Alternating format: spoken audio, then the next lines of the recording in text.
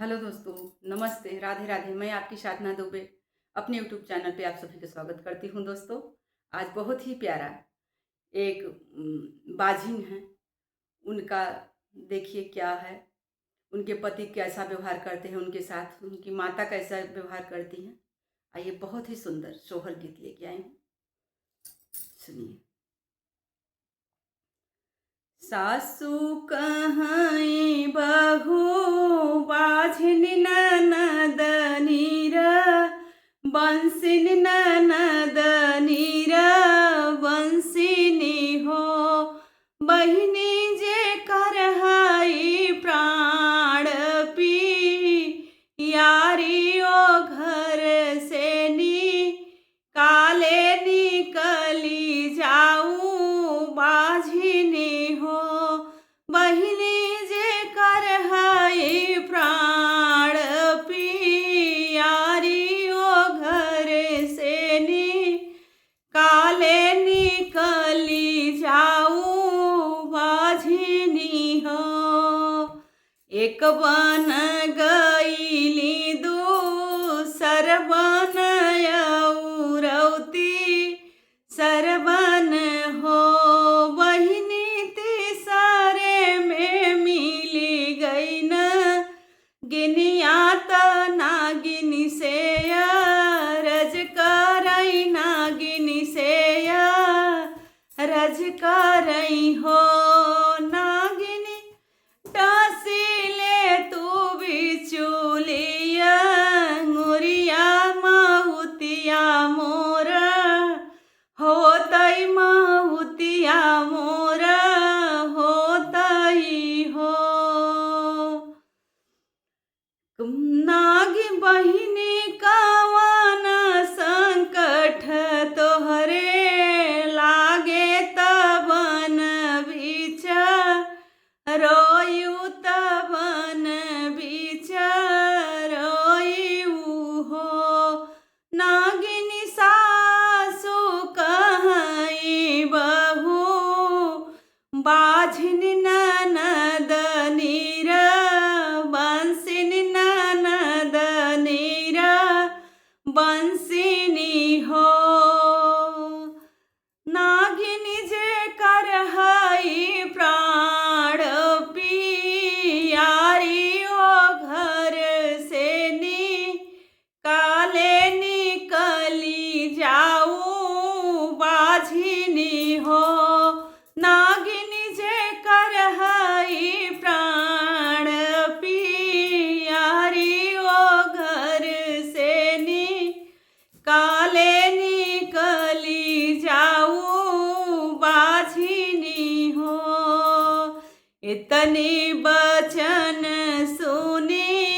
तिरिया नैहर के सी धारली नैहर के सी धारली हो इतनी बचन सुनी नागिनी रानी से रज करई रानी से रज करई हो ना रानी नाही डसबई बिचलिया गोरिया हम हूँ बाझिनी हो बई हम हूँ बाझिनी हो बई हो। इतनी बचन सुनी रनिया त नैहर के सी धारई त नैहर के सी धारई हो माया खोली दे तू अपनी के वड़िया हम रोकी लेती हम रोकी लेती हो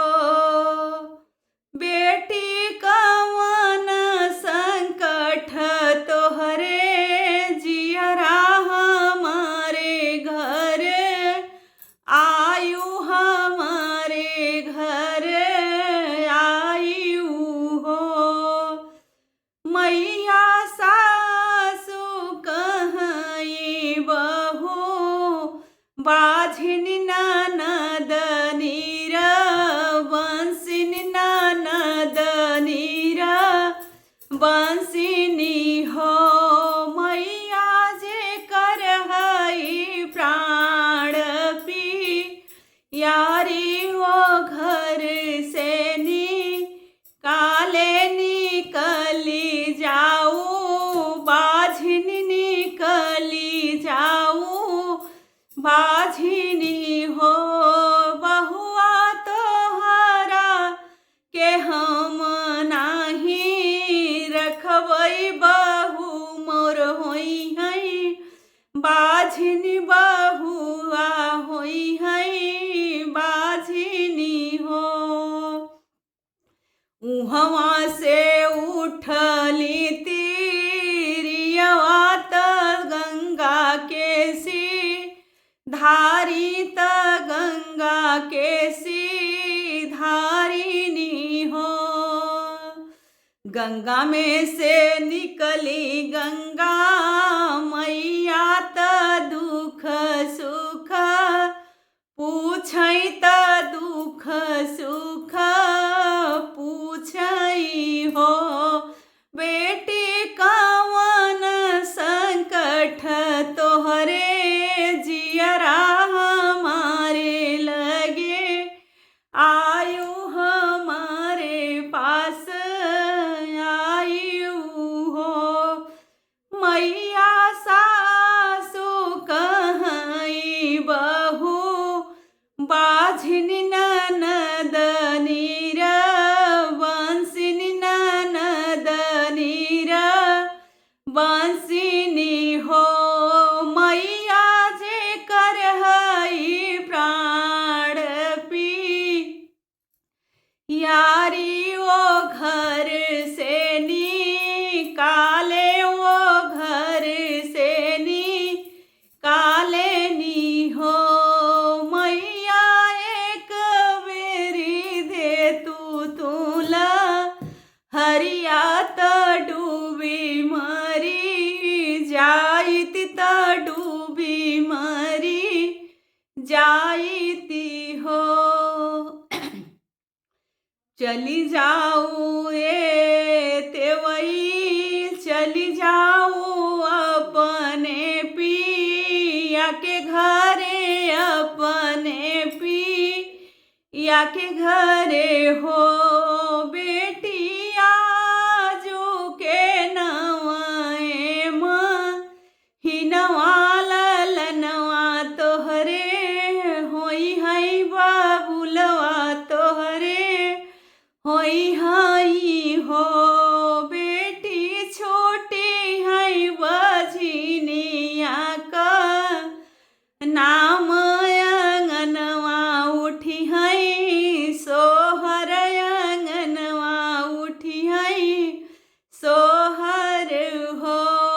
बेटी छोटी हई बझिनिया का नमवा अंगनवा उठे सोहर अंगनवा तोहर जगमग हो एक बार बोलो गंगा मैया की जय। तो दोस्तों यह हमारा शोहर गीत आप लोगों को कैसा लगा कमेंट बॉक्स में ज़रूर बताइएगा।